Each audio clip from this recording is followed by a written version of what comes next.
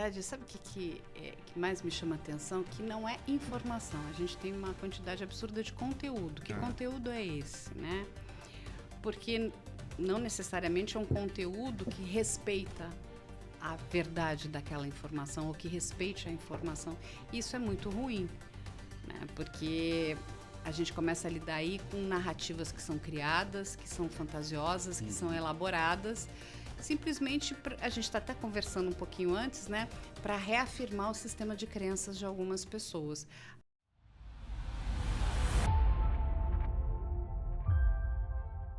Olá pessoal, bem-vindos a mais um episódio de Turncast.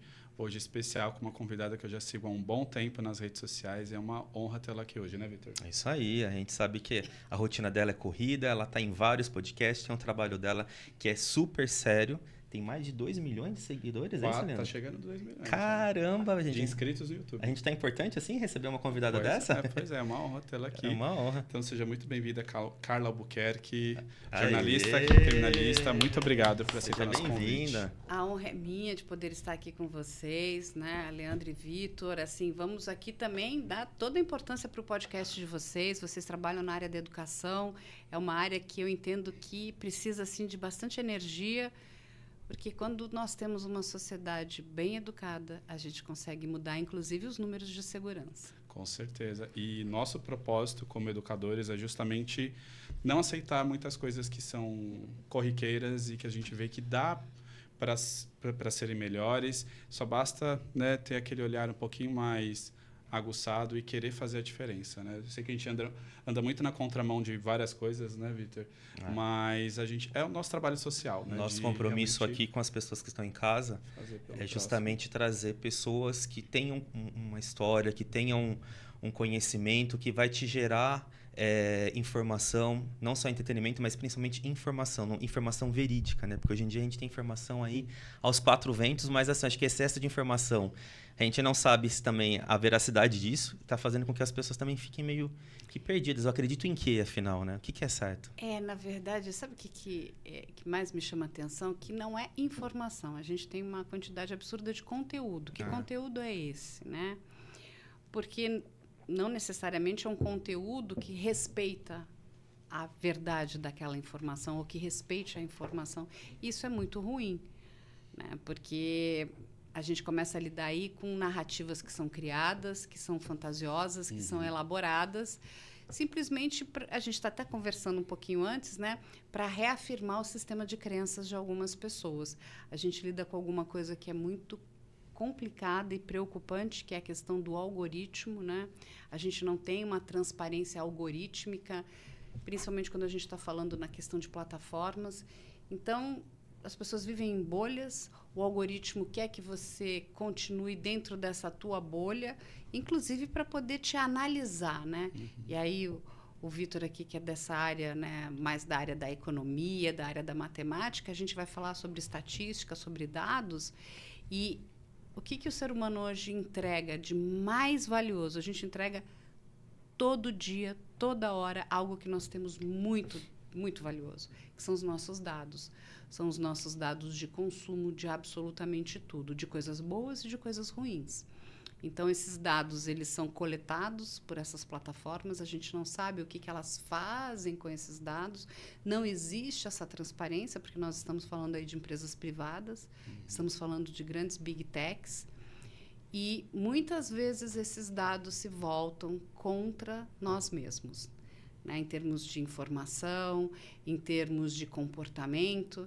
Então, eu acho que é um assunto que é bastante oportuno e importante falar de informação. Que tipo de... Vou voltar de novo. Que tipo de conteúdo você está consumindo? E pegando esse gancho, um dos motivos de nós trazermos você aqui hoje foi o gancho da série Adolescência. Eu comecei a assistir e eu vi total fit com a área acadêmica. A série fala do ponto de vista dos pais, né, dos filhos, Mas e como que as escolas podem participar disso, os professores, né, os colaboradores, todo mundo, todas as pessoas envolvidas com crianças, principalmente, como que elas conseguem se preparar mais e ver pequenos sinais, né? Porque a série fala muito disso, né? São coisas que os pais não fazem a menor ideia do que o filho estava passando. Enquanto o pai não vê, né, o que o filho fez, ele não acredita, né? Então, hoje o objetivo é falar sobre esse perigo invisível, né, que a sociedade está enfrentando e o que a gente vai fazer com isso, né? Então, enquanto nós, educadores, como que a gente pode contribuir? Como que você enxerga esse papel da escola e dos educadores? Então, é uma série muito oportuna, né? De novo aqui, né? Parabéns para a Netflix por trazer esse tema, né? Um tema bastante importante. Mas quando a gente olha para a série, ela não representa nem 3% do problema. Infelizmente, essa é uma realidade, é uma verdade. Mas ela conseguiu algo que é muito importante. Trouxe esse assunto para dentro das rodas de conversa. Para as rodas de conversa nas escolas, dentro de casa, entre os amigos, entre pais e professores, entre todos nós da sociedade. E quando a gente olha essa série, eu posso dizer para vocês que a primeira coisa que a gente enxerga na série, em todos os episódios, do primeiro ao quarto episódio, e só para quem não assistiu a série ela não está ali propondo para você nenhuma solução. Ela é muito mais, olha, temos um problema. Preste atenção, exatamente, abre o olho, né, do que está acontecendo. A gente vai entender que existe um conflito geracional. A gente tem adultos, pais, professores, sociedade, que são analógicos. E temos jovens nativos digital. Então, a gente já tem ali um conflito geracional, né? Então, duas coisas que não se conversam. E aí a gente vai encontrar um outro problema, que é da área de educação. Nós precisamos trazer para esses adultos letramento digital, porque são analfabetos digitais. E esse analfabetismo não tem nada a ver com classe social. Você vai encontrar pessoas aí que têm pós-doutorado que ela é uma analfabeta digital. Ela não sabe como as redes funcionam, como, né, esse universo digital funciona. Do outro lado, nós temos jovens que são nativos digitais, mas não têm educação digital. Então, a questão da educação é extremamente importante. A gente pode até fazer um paralelo com a educação de trânsito. Imagina, a revolução, né? O carro chegou, olha que coisa boa. E nós tínhamos ali, né, um objeto para nos locomovermos de uma forma muito rápida de um lugar, do ponto A para o ponto B. Mas aquela coisa muito boa trouxe muitos problemas, porque as pessoas andavam em alta velocidade, podiam atropelar, cometer, né, enfim... Crimes, né? Crimes contra uma outra pessoa, ou crimes contra o patrimônio de uma outra pessoa. O que a gente precisou fazer? Educar. Ou seja, nós tivemos a educação de trânsito. Então, nós sabemos o que a gente pode, o que a gente não pode fazer. Você não pode atravessar um sinal vermelho, você não pode dirigir embriagado. Enfim, a lei de trânsito ela é gigante.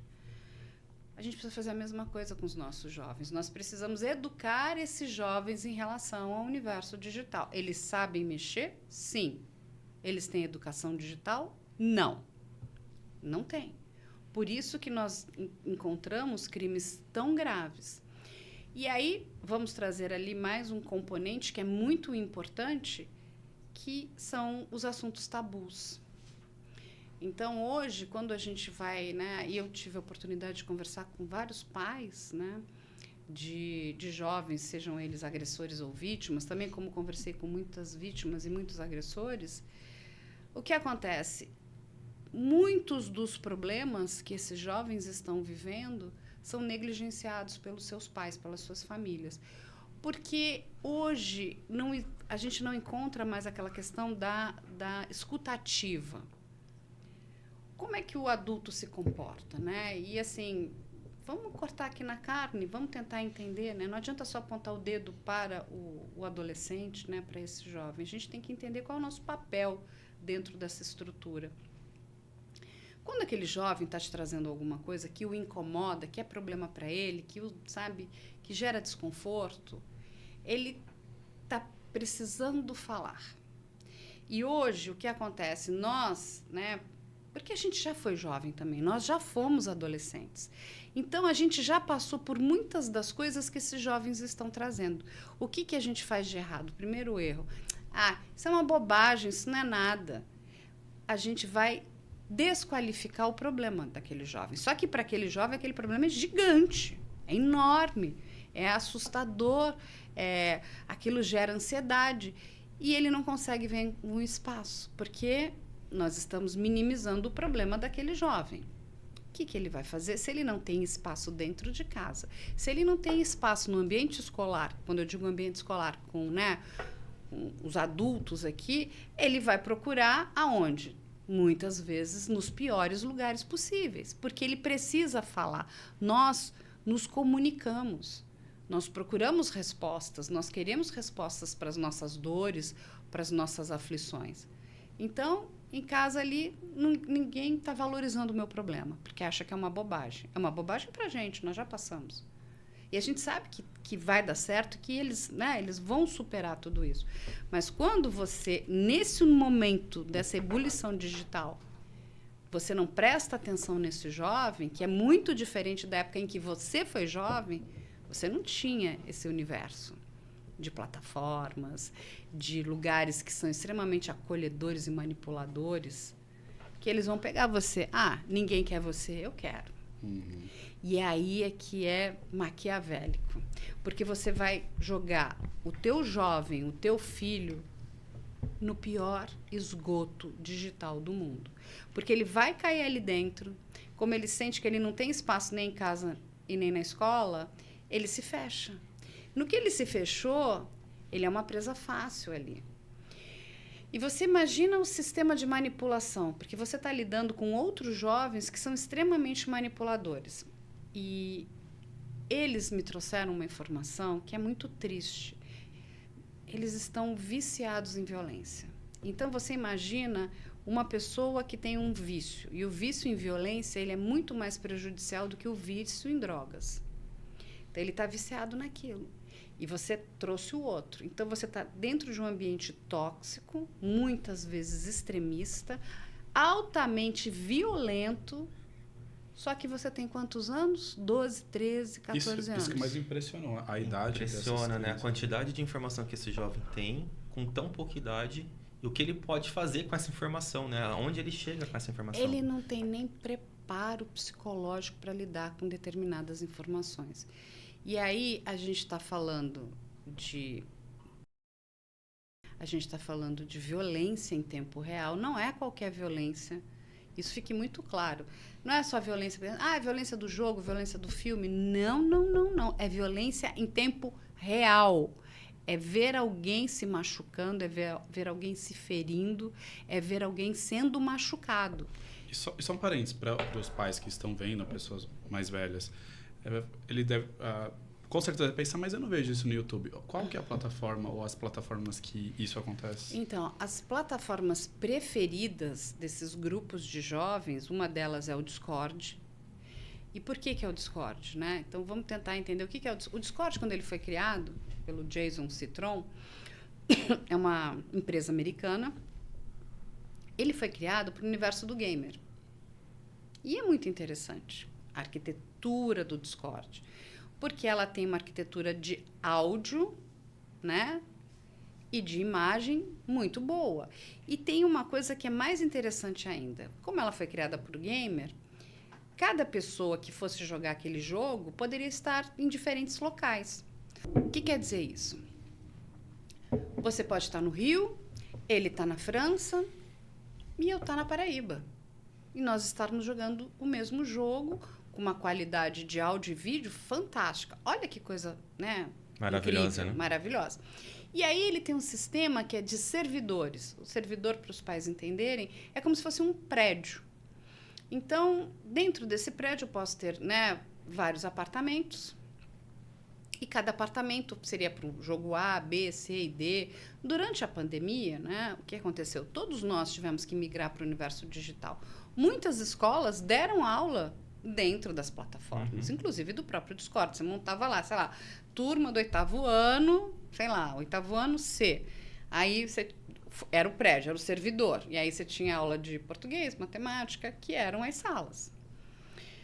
O que os criminosos juvenis fizeram? Se apossaram desses servidores, criaram os seus servidores e criaram as salas de terror, que é sala de luz, que é onde vão acontecer esses eventos de extrema violência, que tem que ter muito gore, né? E gore é G-O-R-E, que é sangue, né? Então, assim, aí você vai ter todo tipo de sala ali dentro, né? Aí você pode ter sala de venda de drogas, do que você imaginar de absurdo no universo do crime, você vai encontrar dentro de um servidor como esse.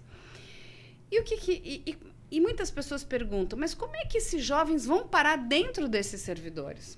São servidores privados. O que quer dizer isso? São fechados, você precisa ter um convite. Se você tem um convite, você consegue entrar. Tem servidor que chega a abrigar 2.000, 3.000 pessoas, jovens. Isso de qualquer lugar do mundo. Qualquer lugar do mundo. Mas é lógico que você vai se abrigar pela tua língua, né? Nativa. Então, e aí eles ficam meio que fantasiados de servidores de web namoro. Isso é um outro ponto de atenção. E não estamos aqui para julgar. Talvez essa seja a forma como os jovens vão se relacionar. De novo, os adultos já se relacionam por plataformas, né? A gente tem Grindr, Tinder, Badoo, tem várias. Os jovens também vão web namorar. Mas de que forma? Aquilo de verdade é um web namoro? E do mesmo jeito que você está ali, um namoro real entre, né, sua filha ou seu filho, que você está ali supervisionando, porque tem que supervisionar mesmo, você também tem que supervisionar vamos dizer, o web namoro digital. E muitas dessas meninas, dessas adolescentes, são cooptadas em sites de joguinhos muito bobos, tipo Roblox, Minecraft. Isso que eu fiquei mais horrorizado, porque são coisas para realmente crianças, né? Criança. E aí o agressor, o manipulador chega e entra nesses sites, que na verdade nesses servidores de Roblox, de joguinhos, e começam a conversar. Você conhece o tal do servidor LHN, o System, CyberHell? E a menina bobinha, não. Tá aqui o convite. E ela vai entrar, porque é um servidor de web namoro. Olha o que nós estamos falando. Nós estamos falando de uma menina de 11, 12 anos. Ela tem interesse o quê? Em namorar. Então, temos que falar sobre isso, sobre namoro. Não dá para jogar embaixo do tapete. Ela quer namorar, é ok. Ela, né? Gente, e o ser humano está numa revolução hormonal. Você está deixando a sua fase infantil e você está entrando para a sua fase da pré-adolescência, onde você tem a mudança do teu corpo, uma questão de uma bomba hormonal muito grande, interesses. Sensações que desconhecem, né? Porque muitas famílias acham que não precisam falar sobre isso com seus filhos. Eu acho que a gente tem que falar sobre absolutamente tudo com os nossos filhos. Não existe assunto tabu. É lógico que você vai falar dentro do universo dele. Da idade desde dele. Criancinha. É bom ir conscientizando desde porque senão alguém vai ensinar, né? Eu também acredito assim. Exatamente. Quem é que vai ensinar? Vocês são educadores. É melhor os pais Se alguém não falar, porque a curiosidade existe. Nós somos seres curiosos. E tudo que é proibido é muito mais gostoso. Ainda tem isso. Então, é proibido porque deve ser mais interessante, não é? Então, acho que a gente tem que falar. E eles vão, as meninas vão. E, aparentemente, quando você entra, tem um monte de conversas desconexas, meio, sabe, meio sem sentido. Mas é o universo deles. Eles conversam através de símbolos, através de palavras, às vezes, parecem muitas vezes estranhas. Aqui, com todo respeito, cometem os piores assassinatos da língua portuguesa, são cometidos dentro das plataformas de Discord, mas ali dentro... Porque muitas vezes eu tentei entender o que eles falavam, você falei, gente... É outro dialeto?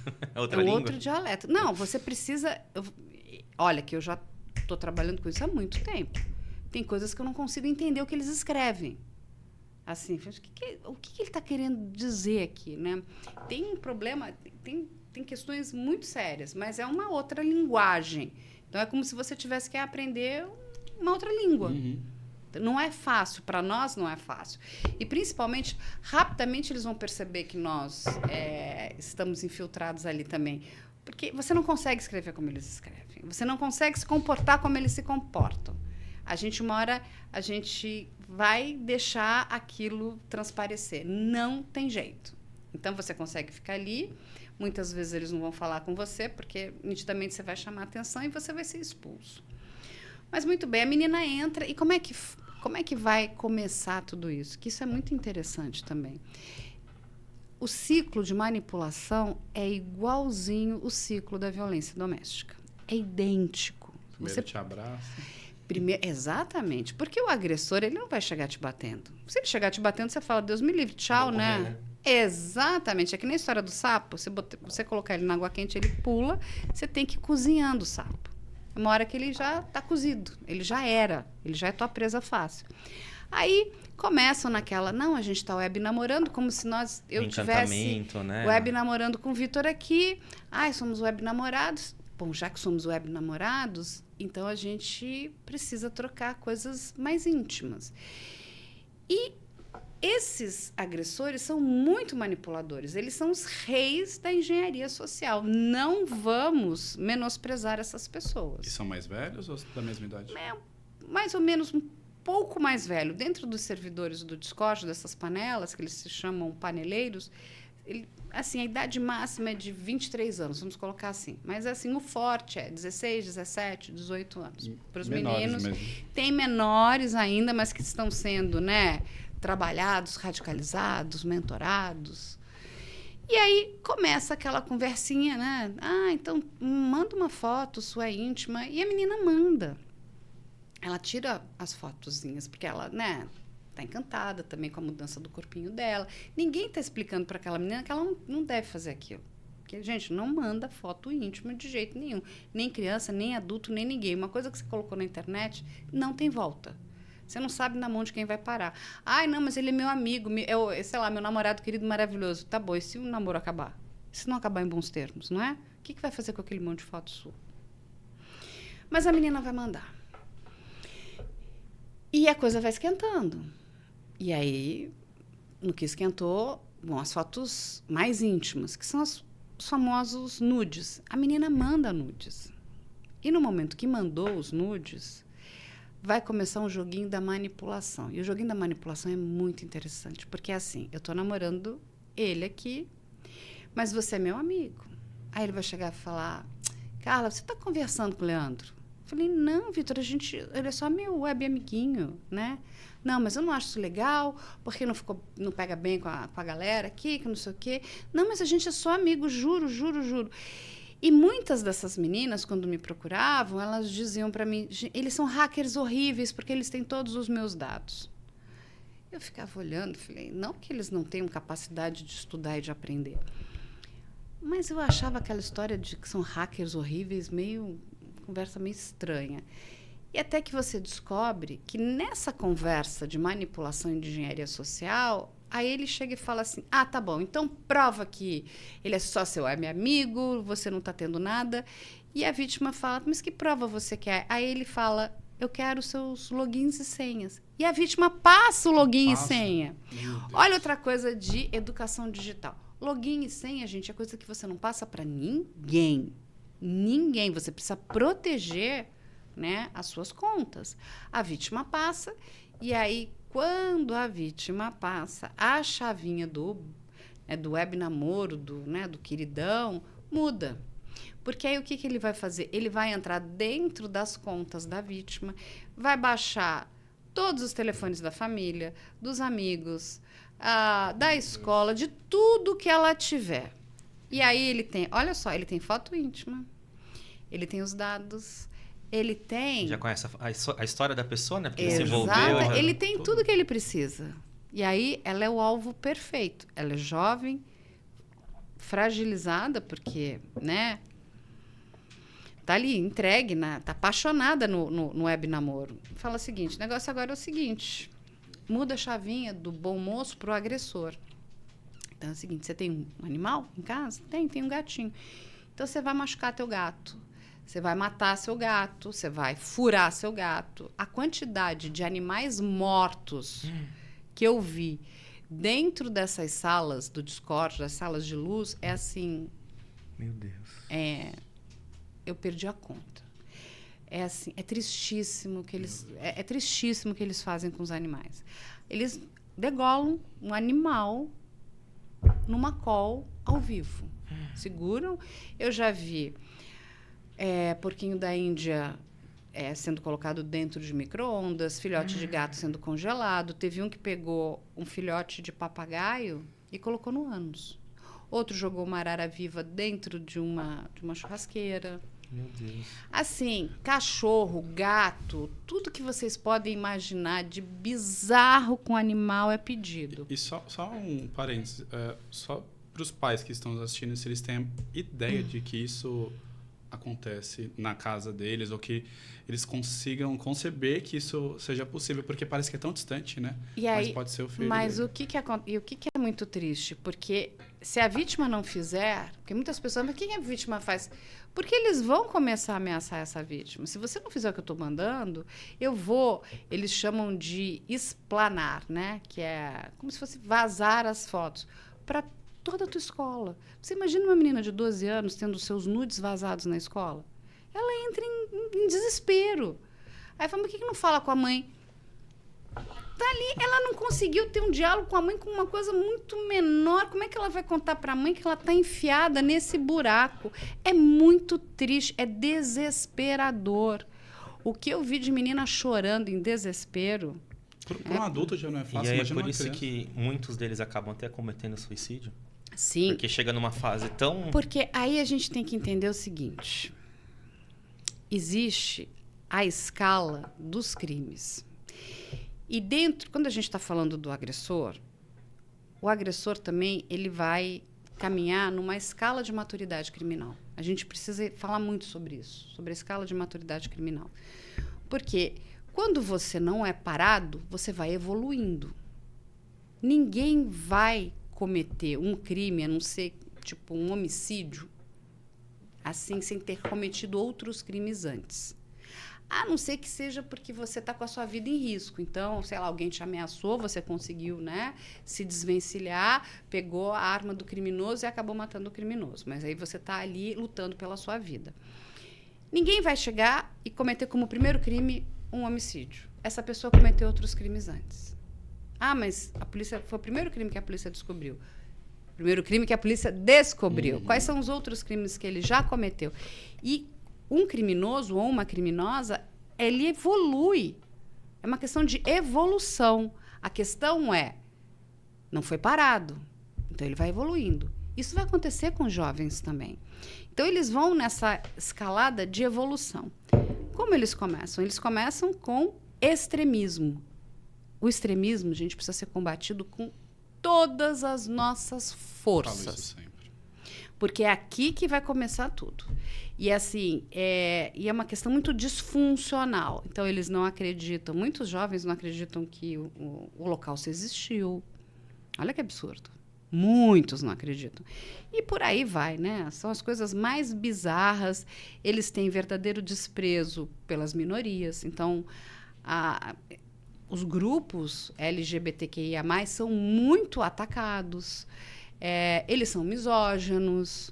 Eles são, assim, são pessoas bastante disfuncionais aqui. E a gente tem que entender que essa disfuncionalidade vem de algum lugar. Ele está aprendendo isso aonde? O que ele ouviu?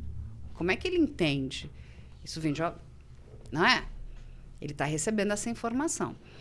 Desse momento aqui, desse grupo, porque eles vão, né, num trabalho de grupo, né, essa questão do extremismo, eles vão evoluir. E só que você está consumindo aqui violência. Quando você está falando de extremismo, você está falando de violência. Você atacar uma pessoa porque ela é gay ou porque ela é trans, por quê? Né? Mesmo que seja atacá-la de forma verbal, isso é uma violência. E você está consumindo essa violência. E ninguém está te parando. E o vício de violência, como a própria psicologia já nos mostra, aquilo vicia. Então, você sai da violência aqui, do extremismo, e vai indo para outras violências. Aí você vai para onde? maltratar um animal, que é um animalzinho indefeso. Ele não fez nada para você. Aí, vamos evoluindo um pouco mais. A indução, a automutilação. A quantidade de meninas mutiladas que eu vi dentro dessas plataformas é também de perder fé na humanidade. Aí a gente vai ter automutilação, eles vão fazer meninas beberem água da privada, consumirem inseticida, fazerem as maiores bizarrices e atrocidades, enfiar objetos cortantes, enfim, em regiões íntimas. É muito triste. Vão fazer elas passarem por sessões de tortura. Aí, nada acontece, vamos para os estupros virtuais. Assim, as sessões de estupros virtuais, assim, é outra coisa que é muito agonizante. Você vê uma menina passando por uma sessão de estupro, né, dentro do universo virtual. É muito triste. As palavras, o que eles fazem com essas vítimas é horrível. Mas veja que ela já vem sendo moldada. Tá vendo? Ela já cometeu outras coisas. Ela já está cortada, ela já maltratou seu bichinho. Então, ela já está completamente dominada. Essa menina está dominada. Ela é um alvo muito fácil. E aí, para ela poder subir na hierarquia dessas panelas, porque essas panelas são organizações criminosas, o que eles vão fazer com a vítima? Vão fazer a vítima se tornar agressora. Essa é a outra parte muito triste desse universo. Não, eles vão fazer primeiro buscar outras vítimas para a panela. Então, as meninas vão buscar amigas para serem torturadas. Sim. Olha só, então ela sai da posição de vítima e vai para a posição de agressora. Aí, dentro desse universo, você imagina você consumindo essa quantidade de violência, sem supervisão nenhuma. Muitas meninas, no calor, e isso é uma coisa que eu nunca entendi dos pais, né? Mesmo da escola. Você está num calor, sei lá, de 30 e poucos graus, com um moletom até aqui. Fala, mas tem alguma coisa errada? Sim. Dá licença, vamos ver o que está... Levanta aqui o bracinho. Então, é isso que eu ia falar para você, porque esses sinais, eles são evolutivos, né? O comportamento, obviamente, um professor, né? Um diretor, enfim... O corpo docente da escola... Né, a menina não quer mais fazer atividade física. E em casa, como é que os pais não vêm mudar de comportamento? Está sempre com aquela coisa toda coberta... E às vezes meninas, sabe assim, mas um calor, uma menina linda que não, né, tipo, não tem nenhum outro motivo para querer, pra talvez, se esconder, né? se esconder. Por que tá toda vestida? Muda o comportamento para agressivo. Fica mais agressiva, fica mais isolada, não dorme à noite, porque essas panelas, elas funcionam muito na madrugada. Então, se você não dorme logo, o seu rendimento no dia seguinte é péssimo, você não consegue, você não dormiu. Como é que você quer render? Né? Então, o rendimento escolar cai, logo quando cai, a escola começa a ficar sendo colocada de lado.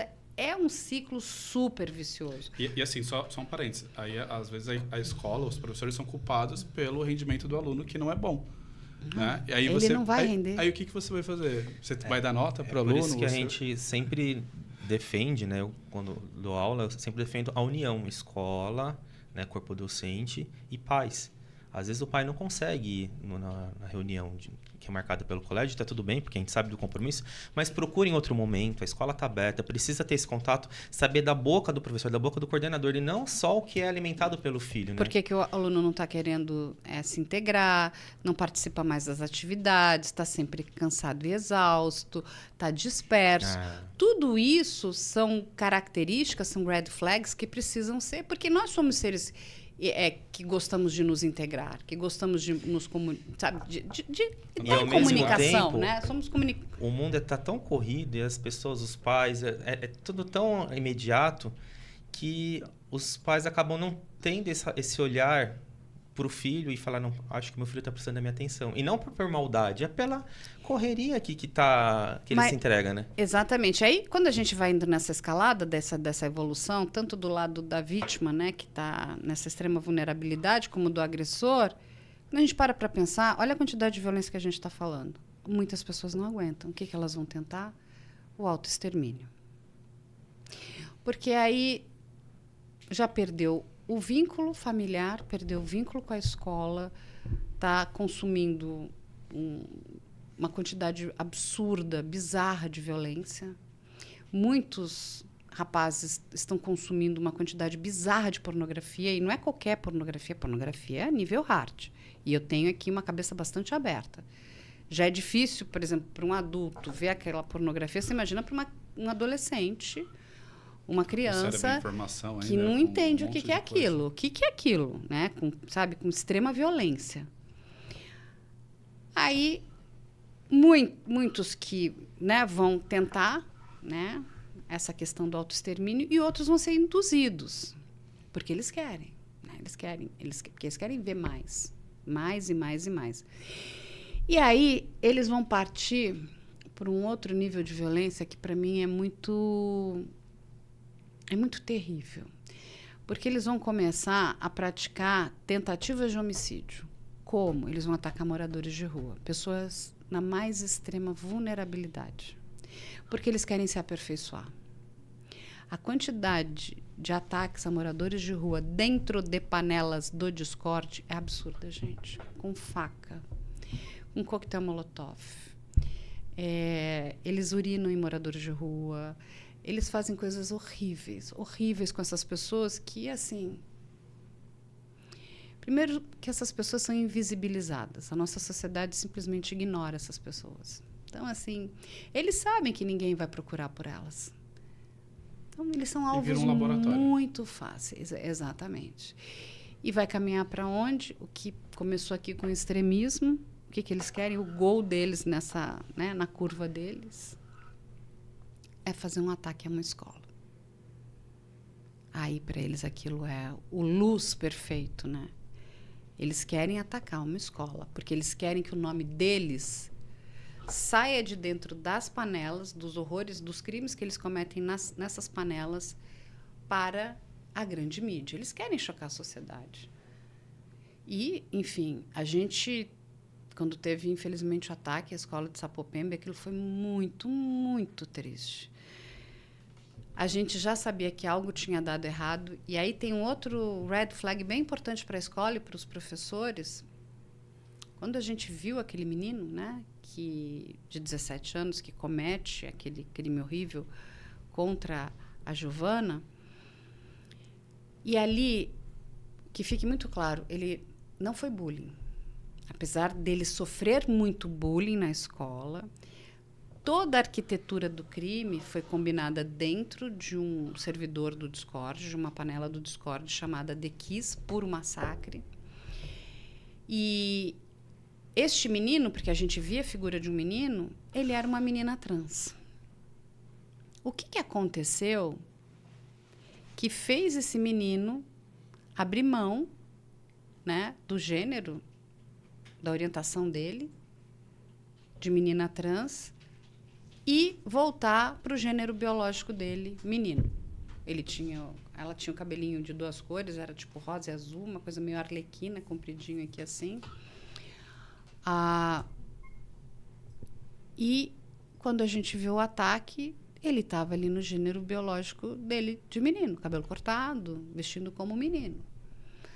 E tá tudo certo, a gente também sabe que a gente tem a geração fluida, que muitos deles querem experimentar, mas a gente precisa entender, tá tudo bem? Tá acontecendo alguma coisa? A escola podia ter chamado ali no primeiro momento para saber, você está precisando de alguma coisa, você quer conversar, a própria família, mas eles não viram esses sinais, eles não conseguiram perceber esses sinais.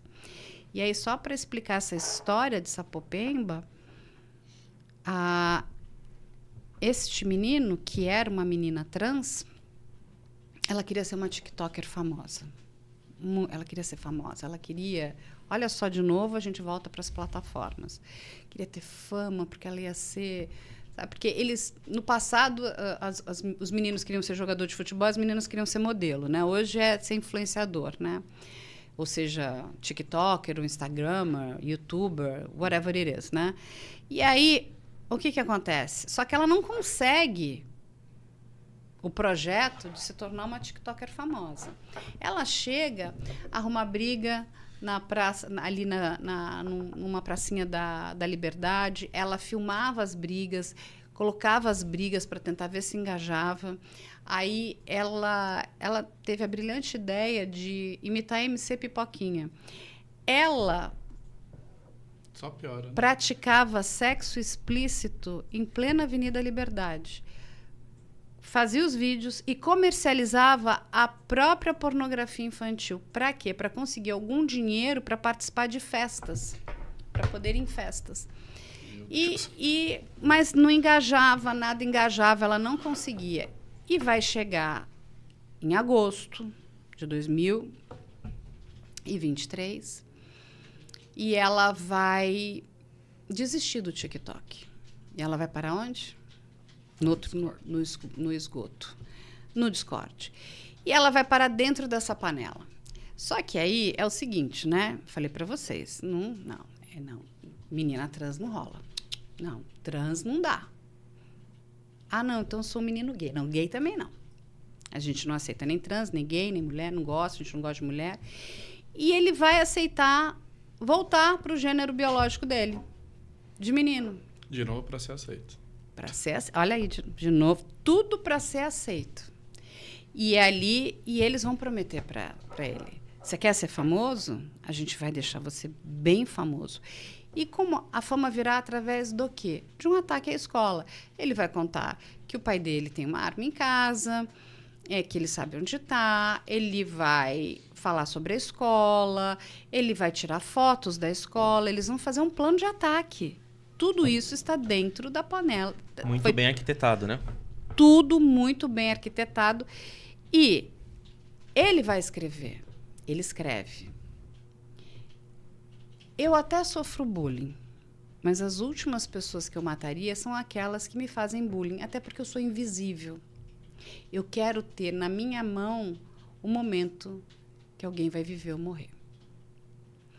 E aí eles vão combinar tudo dentro da panela e ele, de fato, vai fazer o ataque na escola. Infelizmente, vai matar a menina Giovana.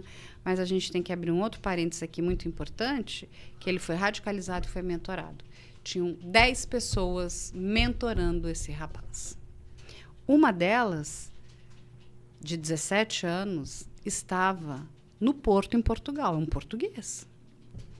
Tinha gente em São Paulo, Rio de Janeiro, Santa Catarina, ou seja, pessoas em vários estados, e eles estavam mentorando outras pessoas para cometerem outros ataques à escola. Rio de Janeiro e Santa Catarina que foram parados. E mais uma vez, a idade dessas pessoas que a gente está falando, que estão mentorando, é em torno de 17 a 22 anos. Exatamente. O que aconteceu? Na panela, na The Kiss, tinha uma aberração. Aberração porque era uma mulher de 34 anos, ela foi presa.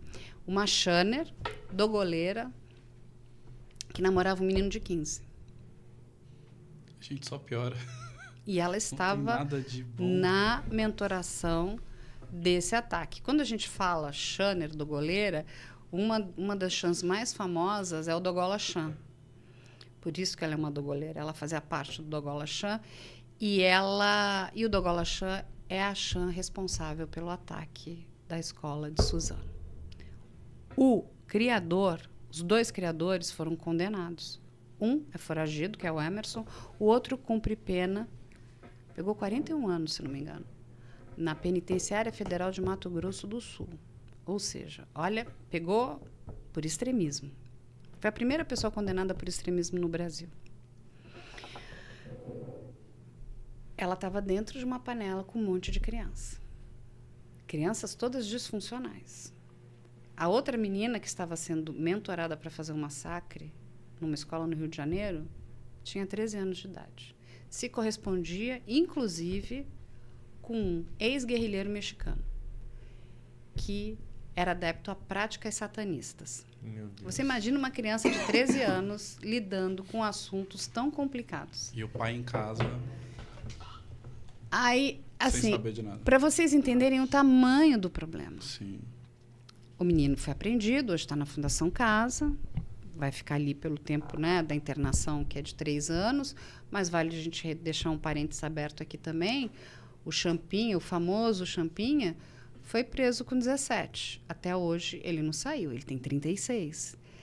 Ele já cumpriu, vamos dizer, a pena dele ali, né, dentro da área penal e hoje ele continua preso por uma gambiarra da área civil. Ele tem uma interdição civil. Ou seja, dependendo do grau da tua periculosidade, você pode cair na mesma gambiarra do Champinha.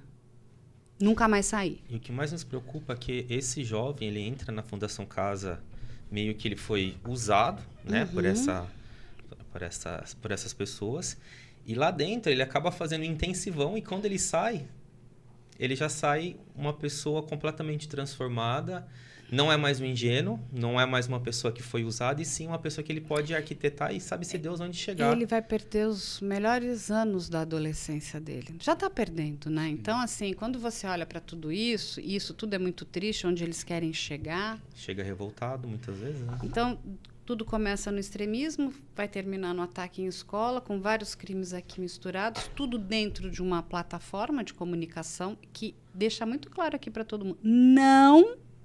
Não ajuda em absolutamente nada.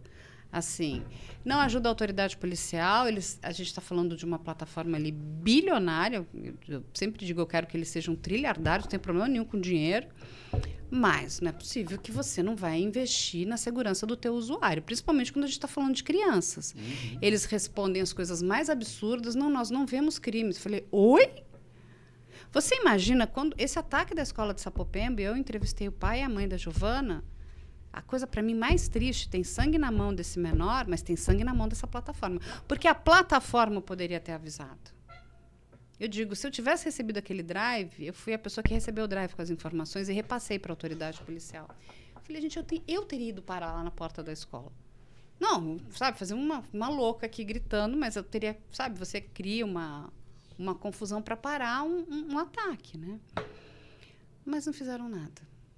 Não fizeram absolutamente... Eles não fazem absolutamente nada.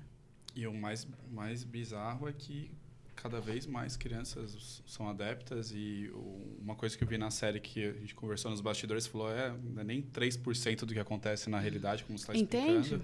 E como que a polícia, né, falando na série, estava perdida e a diretora lá totalmente alienada, sem saber o que ela estava fazendo, onde ela estava, para onde ela ia.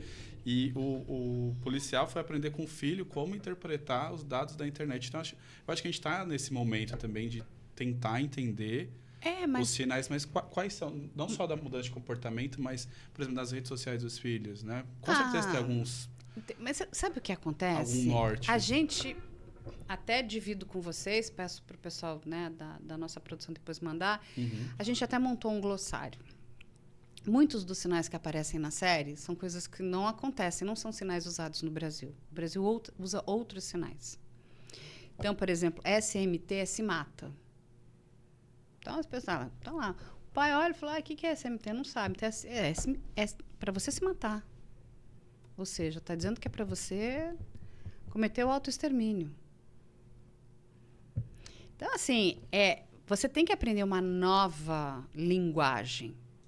Mas, mais do que isso, eu acho que a gente precisa trazer esse adolescente de volta para casa, de volta para a escola. Entender quais são as dores desses adolescentes, conversar e acolher. Nesse momento, não é o momento da gente brigar, da gente gritar. Não, falar, vem cá, eu vou estar do teu lado. O pior que tenha acontecido. Você mandou fotos nuas. Não é o momento. Muitos pais... De julgar, né? Exatamente. Se desesperam. Quando você faz isso, você mais afasta. Né? Tudo que... A criança já está, o adolescente já está ali numa situação completamente dramática. Vai ver um adulto desesperado, aí você tem que ser tipo, agora é foco, como é que eu ajudo a minha filha? Como é que eu ajudo o meu filho? Quando a gente olha o comportamento de alguns pais que encontram na escola, enxergam a escola como uma, sabe, a babá do meu filho. A escola não é babá de filho de ninguém. É um depósito, né? Eu vou largar ele lá depois. Então, assim, mas, de novo, a escola está ali para trabalhar a educação formal e a educação também dos nossos jovens, das nossas crianças e dos nossos jovens. Os pais precisam, sabe, jogar junto. Não, se unir com as escolas. O professor não está ali, o professor está prejudicando meu filho. Mas, olha, quando eu escuto isso é tão bastante. bizarro. O professor está de marcação com meu filho. Eu já ouvi isso. Olha como você se acha muito importante. Porque é mesmo que o professor vai estar de marcação com o seu filho. Você entende? Você querer ser muito o último biscoito do pacote. Não, o professor está vendo que o rendimento dele não está indo bem. A gente tem que fazer uma autoanálise, né? As minhas filhas já são adultas, mas o que vinha de queixa? Nossa, o professor me persegue. Nossa, quando você ia olhar, uma vez ela me entregou, eu falei, mas deixa eu ver o teu trabalho. Não, me deu uma nota baixíssima, eu estou muito revoltada. Me deu uma nota, né? Achei engraçado. A nota não é sua. Não é sua, me deu. Nota baixíssima.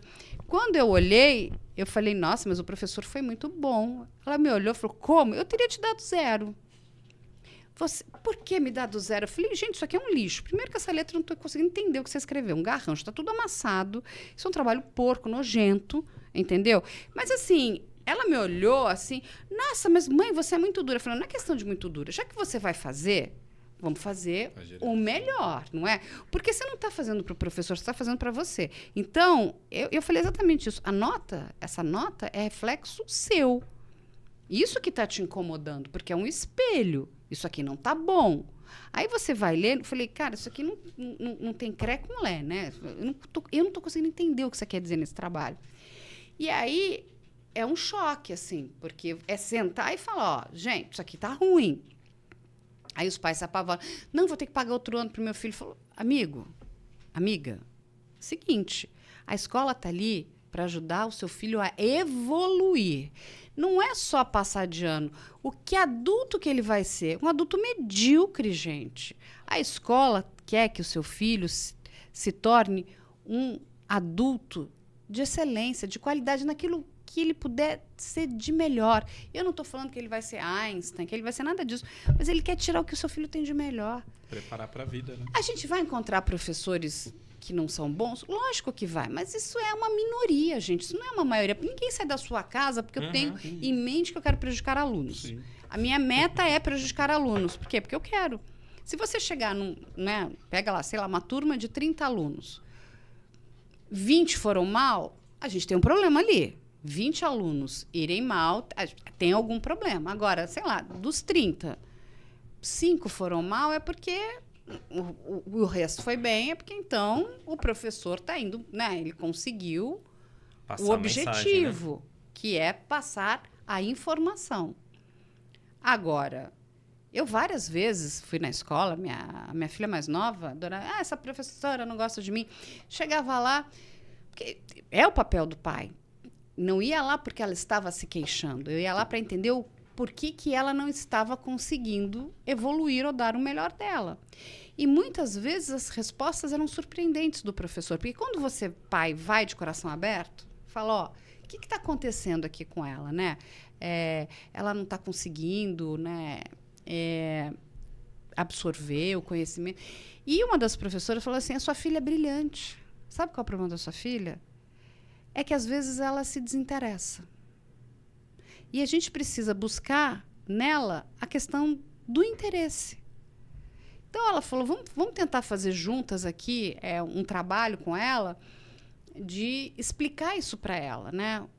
Onde é que a gente não está conseguindo, né, trazer a atenção dela? Porque quando ela se dedica, e ela me mostrou, olha as notas dela, agora aqui ela simplesmente, ignorou. Entregou. Tipo assim, isso aqui para mim não é interessante, não quero fazer. Veja que diferença. Então, você vai melhorando as capacidades do seu filho. Porque é isso que todo pai e mãe quer. Melhorar as capacidades do seu filho.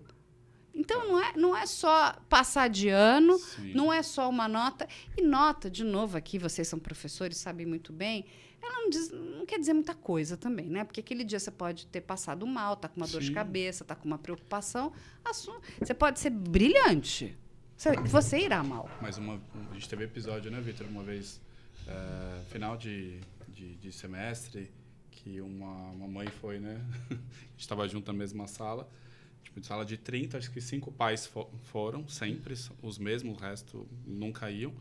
E tanto que eu não conhecia a cara de vários por conta disso. Porque eu nunca deixei de faltar. Não iam. A não ser que, sei lá, eu estivesse doente, né? Mas se não fosse eu seria meu marido. Sim. E aí teve uma mãe que foi inclusive o caso com o Vitor, que ela foi tirar satisfação porque do episódio, né, Vitor? Quer falar? Eu achei bem absurdo. Durante uma explicação, ela levantou e desenhou um gato na lousa. E eu chamei a atenção dela. Falei, qual o intuito de você? Você quebrou a atenção das pessoas, dos alunos e tal. E aí ela se ofendeu por eu ter chamado a atenção dela na frente de todo mundo. E ela falou pra mãe dela que eu expus ela na frente de todo mundo. Aí eu falei pra mãe, ela faltou com respeito comigo, eu precisava me impor. Porque se todo mundo levantasse pra fazer um desenho na hora da explicação, onde que eu ia parar com a... mas é que ela é muito geniosa. Se ela pegar a birra de alguém, já era. Aí eu fiquei olhando assim, tipo... Ela ainda falou, pra você reconquistar minha filha vai ser difícil. Vai ser difícil, porque o gênio dela é assim. Reconquistar. Olha que coisa louca, né? O que os pais precisam entender é o seguinte, que os jovens de hoje, os adolescentes de hoje serão os adultos amanhã. O mundo não vai reconquistar seu filho. Ele não está nem aí para você. O mercado de trabalho, menos ainda. Obrigado. Então é o seguinte, é uma realidade. O mercado de trabalho não quer saber se ele é fragilizado, não vai conquistar ninguém. Porque assim, gente, a gente vai para uma selva quando a gente está ali. Então, se você não tiver com as suas capacidades muito bem fortalecidas, e a gente tem que trabalhar tudo isso. Os pais, eles não querem que os seus filhos se frustrem. Isso é um absurdo, porque a gente vai se frustrar o tempo todo. E você saber lidar com a frustração significa que você só melhora a sua qualidade emocional e a sua qualidade de adaptação. Porque não adianta você ter QI se você não tem QE, se você não tem QA. Cara, você não sobrevive. Então, o que os pais estão fazendo, estão tirando todas as ferramentas, inclusive de sobrevivência dos seus filhos. Seu filho vai ficar na sua casa pro resto da vida? Acho que não. Você é eterno? Também não. Então, é o seguinte, o que é que nós estamos criando? Que sociedade é essa? E, de novo, entenda o seguinte, que os pais não entendem hoje, porque hoje eles estão no controle. O que a gente precisa parar para pensar é que o dia de amanhã esse adolescente aqui é o adulto que vai estar no controle e você é a pessoa que vai estar aqui já numa idade mais avançada e com mais vulnerabilidade. Que adulto é esse? Que veio sem nenhum preparo, sem nenhuma condição de sobrevivência, porque você tirou tudo isso dele. Muitos deles foram, né, jogados dentro dessa vala, desse fosso.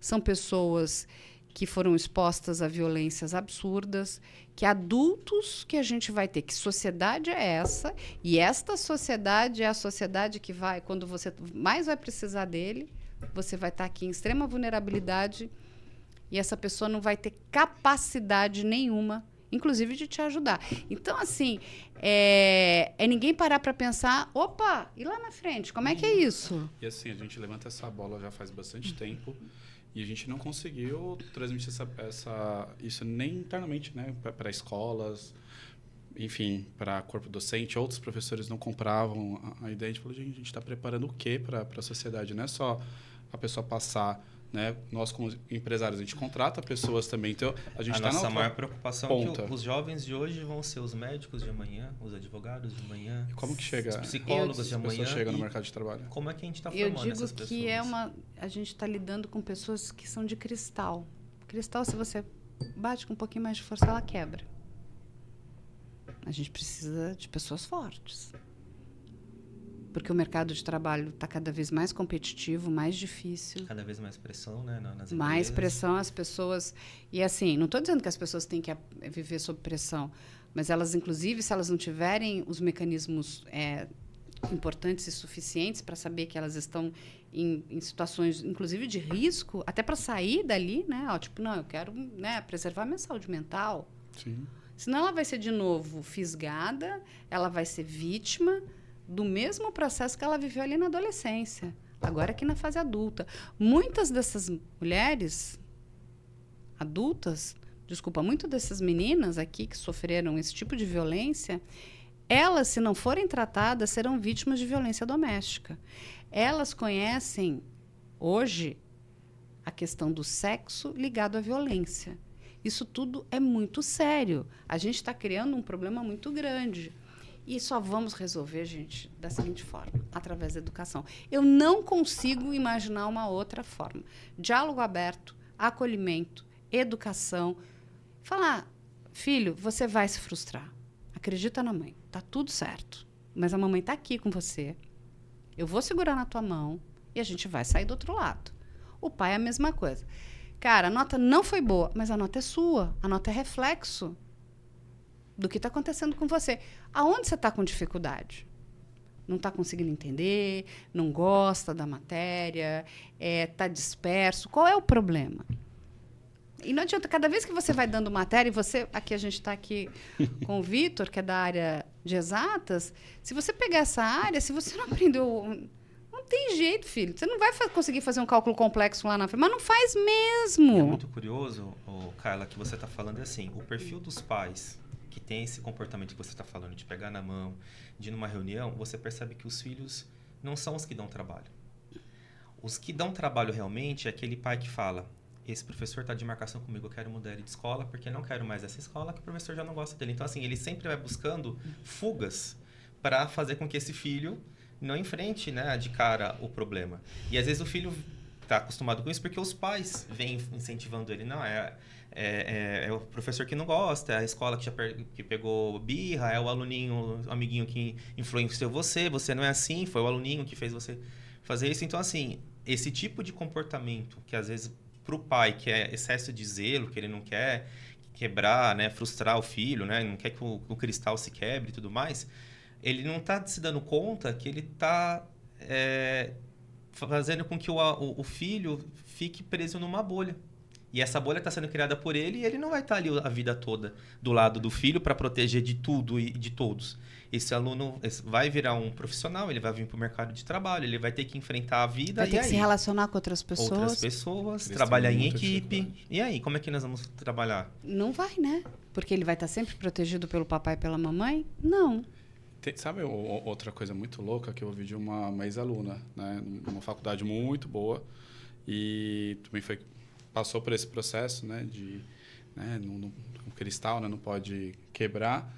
Entrou numa universidade muito boa, ela falou que lá, ela contou pra gente que lá tem uma fila, quando tem dia de prova, que as pessoas desmaiam, que não conseguem fazer a prova, entra em desespero, tem um psicólogo lá que vai ouvir. Coisa triste. Porque não tem inteligência emocional para lidar com uma prova. Imagina com a vida e com o trabalho. Isso bate já esse desespero em mim já há bastante tempo. Por isso que eu resolvi lecionar para tentar mudar. Mas é um sistema que está tão complexo no sentido negativo. Por exemplo, para a escola o aluno é um número. Se eu aperto, o pai tira de lá, a escola perde o aluno, perde renda, perde receita. Ao mesmo tempo, esse aluno leva outros alunos, que a gente já viu. Eu vou sair, mas vou levar fulano. Então, já tem um efeito manada de 10 irem com ele. Então, assim, você não consegue... Eu não estou vendo, sabe? Mas olha o que vocês acabaram de falar. Veja só, que a gente está falando de educação. Inclusive, os pais precisam ser educados. Sim. E, de novo, não tem nada a ver com classe social. Eles precisam ser educados em relação ao que eles estão fazendo com os seus filhos. Sabe? Filho não é boneca, não é boneco. Ele não vem com manual de instrução, dá um baita de um trabalho, mas dá muitas alegrias, sabe? É um projeto incrível, né? Agora, você precisa se dedicar a esse projeto. É seu. Você desejou ter esse filho, essa filha. Sim. Entende? Você precisa se entregar.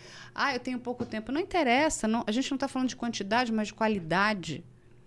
Né? E quanto mais o teu filho te enxergar como teu amigo, tua amiga, cara, você é vencedor. E ninguém tira E isso você tem que parar para pensar por que é que eu estou fazendo isso com o meu filho.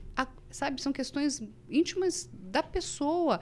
É você não saber lidar com a sua culpa. Porque eu trabalho muito, eu não tenho muito tempo, então... Não, bicho, vai tratar isso na terapia.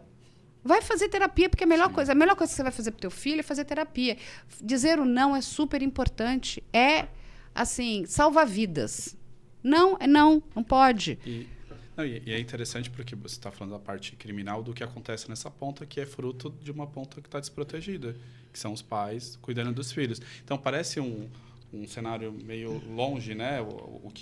Hoje o que você atua, do que a gente está trazendo, mas eles têm um entrelaçamento ali no meio do caminho. Carla, que faz total sentido. Você já falou que a melhor saída, né, seria a educação, né? É a educação que pode reverter tudo isso. E nosso público, a gente tem alunos, né, jovens, que pode estar nessa faixa aí, né, de 16, 17, 18 anos. Nós temos pais desses jovens que acompanham o nosso canal. Nós temos muitos empresários que acompanham o nosso canal também, que a gente tem bastante assunto voltado a esse ramo. Então, assim, são o futuro profissionais de amanhã. E a gente sabe que nós, como pessoa, a gente sempre acaba delegando a responsabilidade para o outro. Porque a autoridade, porque alguém tem que fazer, porque o político tem que fazer, porque o Estado tem que fazer.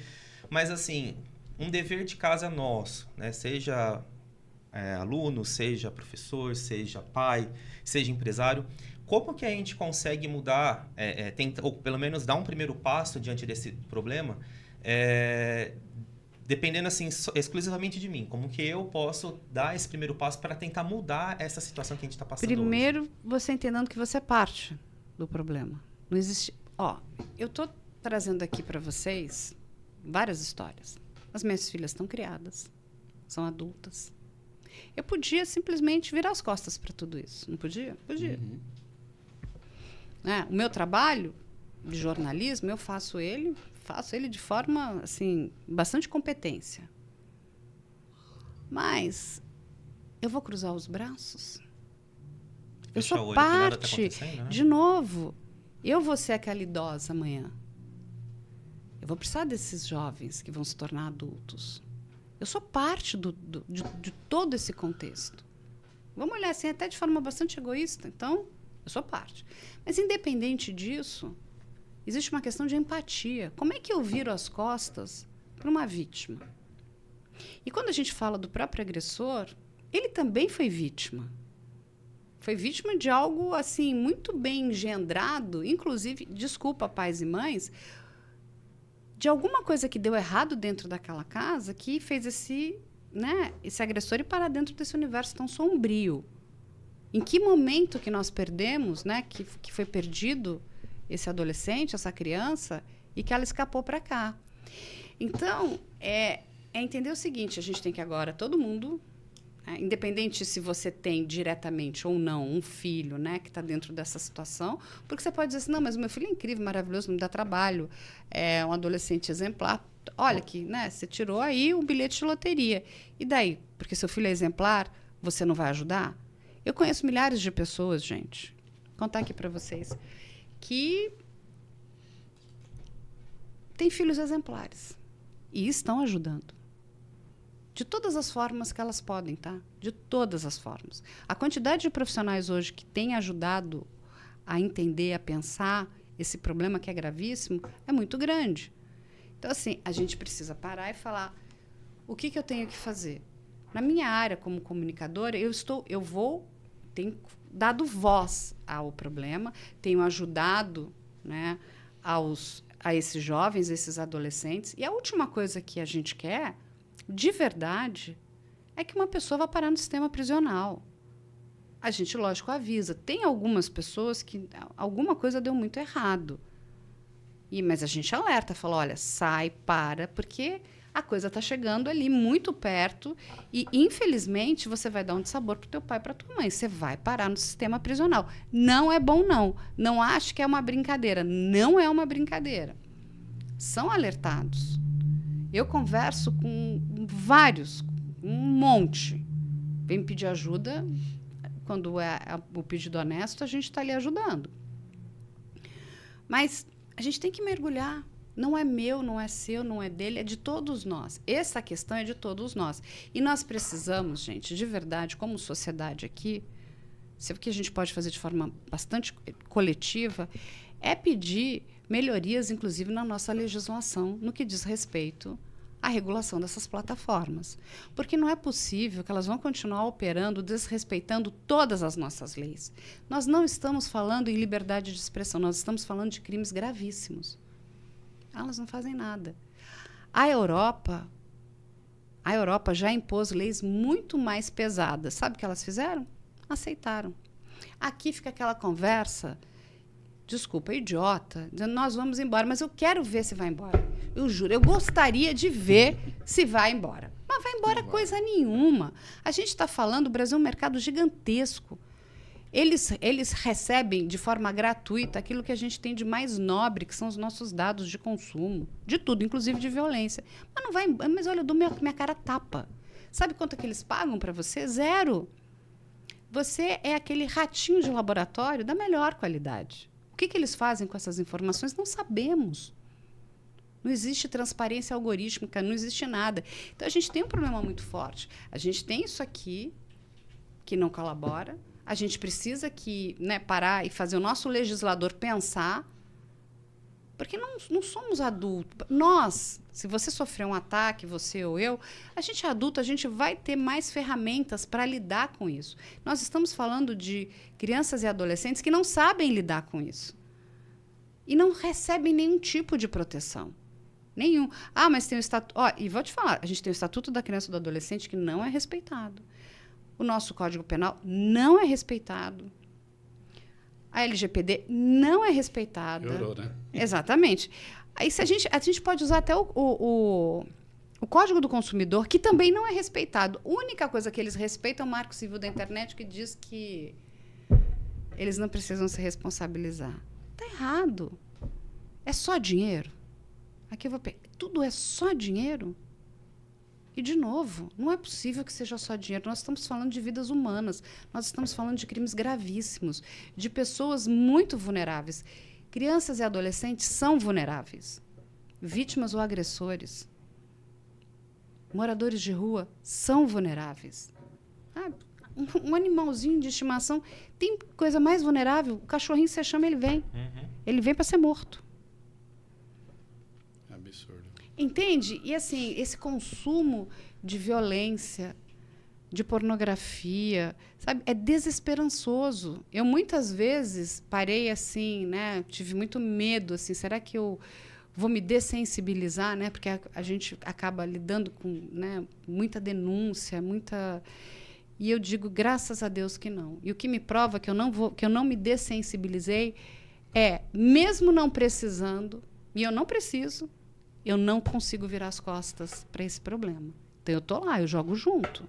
Aí você está ganhando cada vez mais voz, né? A gente vê pelo canal, pelas suas redes, que as pessoas realmente estão vendo.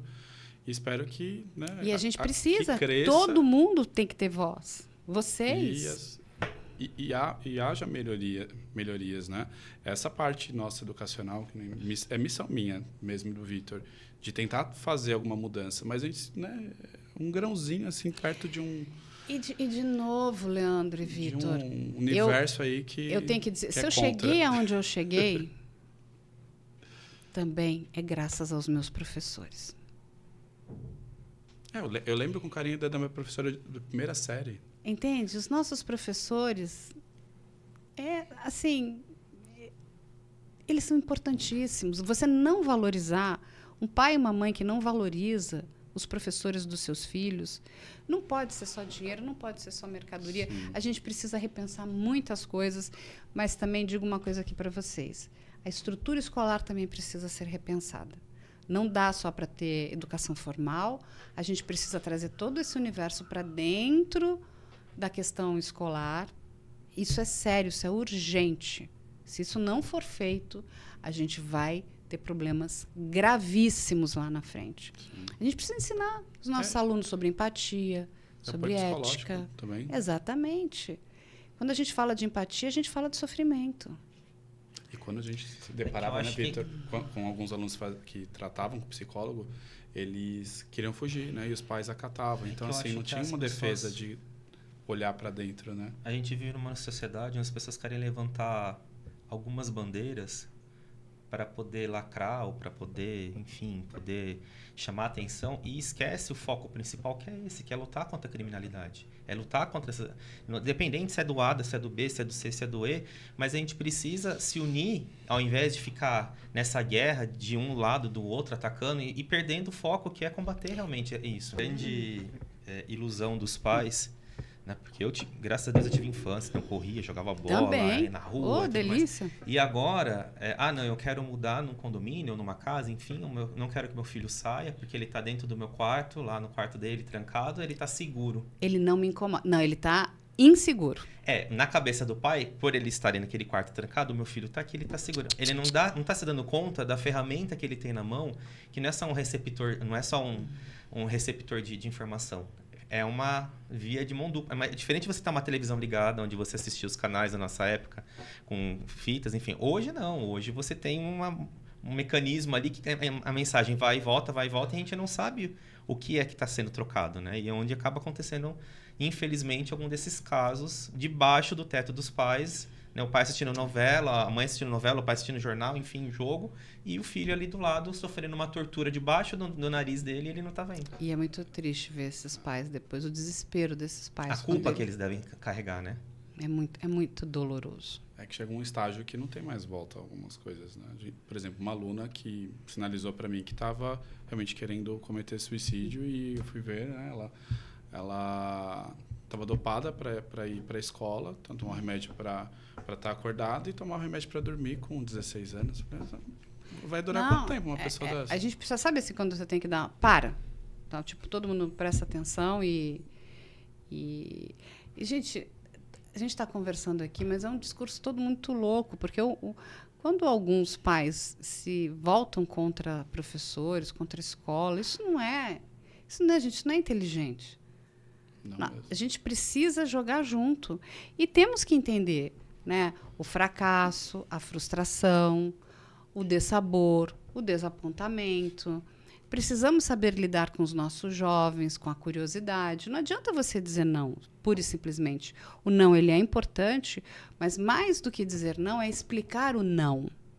Por que o não? Sim. Entende? E quantos professores estão abandonando, né, suas profissões? Porque não, isso é uma tragédia. Não tem mais vontade. O professor é mal pago, não quer trabalhar mais. Então é o seguinte, quem é que vai educar? É agredido muitas vezes em sala de aula? Não, é um absurdo. Isso é um absurdo. Isso é um absurdo. Isso é um absurdo. Quem que ensina isso, entende? Da onde vem isso? Essa agressividade desmedida, sabe? Esse nível de violência é um completo... Sabe, você perdeu os nossos... A questão, sabe, do freio moral? Uhum. Sim. Quantas vezes você já não acordou com vontade de falar, queria matar aquela pessoa, não é? A gente acorda. Por que a gente não faz? Porque a gente liga o nosso freio moral. O que está acontecendo com um adolescente que acha que pode dar um soco num professor? Falta de limite, né? Mas eu espero de verdade que esse episódio tenha elucidado muito a cabeça dos pais, eles entenderem o que a gente quis trazer hoje, as escolas também, trazer essa discussão, porque vendo outros podcasts, outros, enfim, programas tratando desse assunto, né, da série, eu fiquei realmente incomodado de trazer isso para o ambiente escolar, porque uma coisa está interligada com a outra. E se você olha tudo está interligado. Só de um ponto de vista e o outro, como que as coisas se cruzam e a gente promove uma mudança, né? Então, eu sei que é uma mudança que a gente está tentando fazer aqui bem mínima, mas eu espero de verdade que a gente consiga trazer uma discussão maior e que realmente a gente consiga ter uma sociedade melhor, que a gente consiga ter políticas melhores, que as crianças sejam realmente ouvidas, porque às vezes a base de tudo é a conversa, elas não são realmente ouvidas. Então começa numa coisa mínima que toma uma proporção gigantesca que não tinha necessidade. Não, e assim, é importantíssimo o trabalho que vocês fazem. E podem contar comigo, com a minha ajuda. Obrigado mesmo. Obrigado mais uma vez por você ter vindo. A gente sabe que sua agenda aí é super, hiper corrida. Mas a gente tem que... no fundo, eu vou falar uma coisa para vocês. Se a gente não puder colaborar um pouquinho, né? Sim. As coisas na vida vão perdendo um sentido, né? Então, assim, a gente precisa também devolver um pouco daquilo que a gente recebeu. Sim. Né? E enxergar o quanto nós somos privilegiados também. Nosso papel enquanto, não só professores, mas cidadãos, trazer algum movimento de mudança positiva, né? Porque a gente vê tanta coisa ruim na internet, a gente se depara com cada coisa absurda, né? E você fala, não é possível que ninguém tem a vontade de fazer diferente. Tem muita né? gente. Então, assim, mas as pessoas ainda são pequenas perto do movimento da eu coisa ruim, né? Tá então a gente vai fazer na roda. Que a gente precisa ter ação. Roda girar. Né? Não adianta nada. Eu sei que você deve estar cansado, você que está em casa, de ligar a TV e ver crime, ver né, a situação que a gente está. Eu falo a situação no mundo. Não adianta falar que é São Paulo, Brasil. O mundo, é global. Tá assim, né? O mundo.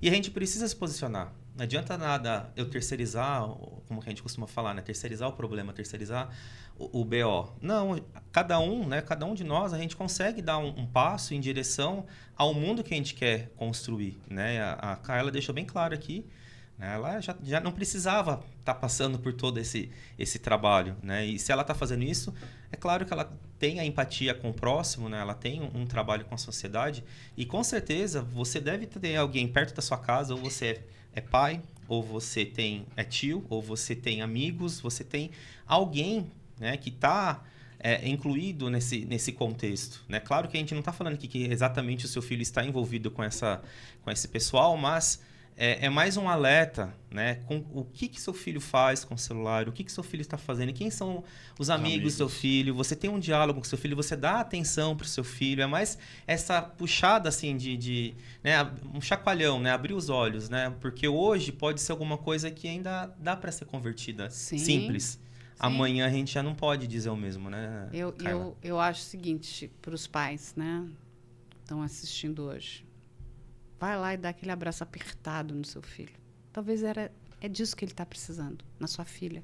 Sabe, aquele abraço, sabe, aquele aconchego que só mãe e pai sabem dar. Né? Eles estão precisando disso, de atenção, de proteção. E para os alunos, eu vou um pouquinho além. Diz para o teu professor por que ele é importante na tua vida. Porque ele é importante na tua vida. Quando a gente começa a mudar as nossas relações, né, como nos relacionamos entre si, tudo muda. Sabe aquela coisa, o professor não gosta de mim? Não. Ele vai gostar de receber isso. Ele não é um robô, ele não é uma máquina, ele é um ser humano. E ele também se sentir importante é muito importante, né? Ele se sentir valorizado.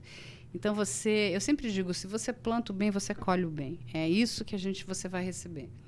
Né? Você não pega a abelha com o fel, né? Mas é com o mel. Né? Então, é isso. Traz ele para perto de você. Por que ele é importante para você? Eu sempre falava nas minhas aulas, no primeiro dia de aula, né? Minhas aulas eram sempre de exatas, então não são aulas tão gostosas assim de se assistir. E eu falava para os alunos assim, olha, independente se você quer ou não, você vai ter que ficar aqui comigo 3 anos. Desde o primeiro ano do ensino médio ao 3º ano. Aí você tem 2 opções. Ou você vai transformar essas aulas no maior pesadelo da sua vida e você vai vir cansado, entediado, você vai tratar com menosprezo, você vai perder suas horas de sono, você vai perder o seu trabalho, o seu tempo aqui, ou você pode pegar essas aulas e ver como que ela pode contribuir para a sua vida. O que você pode fazer dessa aula melhorar a sua vida? Qual a essência dessa aula? O que ela traz? Aí é você que escolhe, depois de 3 anos, se você investiu o seu tempo, se você jogou fora. Exatamente. E passou nervoso só. Se você gosta de você vai investir direito. Porque só quem joga no lixo é quem não gosta de si mesmo. Então, é sobre isso. É o quanto você se respeita, o quanto você se valoriza. Mas eu acho que é importante para os pais, assim, a gente tem que fazer mais esse exercício, sabe? Uhum. Não é só mandar beijo pela rede social, é abraçar mesmo. Pega lá o filho, dá aquele abraço apertado, aquele abraço de urso, né? De quebrar a costela, assim, para ele sentir que ele é muito especial, para sua filha sentir que ela é, sabe, a sua princesa. É isso que eles estão precisando. Eles estão precisando de atenção, de carinho. Total. Muito obrigado de novo, Carla, por aceitar o convite, Prazer por esse papo meu. Maravilhoso. E espero que vocês de casa tenham gostado, né, Victor? Então, nos vemos no próximo episódio. Eu só agradecer os patrocinadores, né? É verdade, eu até esqueci. A gente tem o pessoal que investe, né, para poder contribuir, né, que essa informação chegue até você. Então, quero agradecer muito a ACEL, que é um escritório de contabilidade que está com a gente há 4 anos. Então, você que é empresário, você que não é empresário, mas também agora está chegando a época de imposto de renda, então todo mundo precisa fazer essa declaração de imposto de renda e a gente precisa de profissionais sérios e competentes que realmente a gente possa entregar o trabalho, né? E como está difícil profissionais hoje em dia, né? De mão de obra. Então, a gente recomenda a CEL, trabalha com a gente já há 4 anos, mas eles têm experiência há mais de 40 anos. Então, desde folha de pagamento, consultoria contábil, financeira, tributária e também a declaração de imposto de renda. Eles já fazem a minha declaração aí há anos. Eles que abriram a Turnit desde 2020, né, Leandro? Abriu a Turnit Brasil, agora produções também há mais de um ano. Então, assim, a gente entrega o trabalho para eles e a gente só indica porque a gente utiliza esse trabalho. Então, quero agradecer aí toda a equipe lá da CEL. Se você quiser ter o seu podcast, curso online, enfim, fazer lives, você está super convidado a conhecer nosso estúdio, que aqui é 100 metros do metrô Parada Inglesa. Toda a infraestrutura, tanto de marketing, estratégia e a produção audiovisual que a gente faz com muito carinho, com muito cuidado para que você tenha o melhor produto e consiga atingir seus objetivos, né, Vitor? A gente conseguiu juntar, né, a parte de exatas com a parte de publicidade, estratégia sem ter briga. Olha só que beleza. A gente concilia, né? Isso que é bom.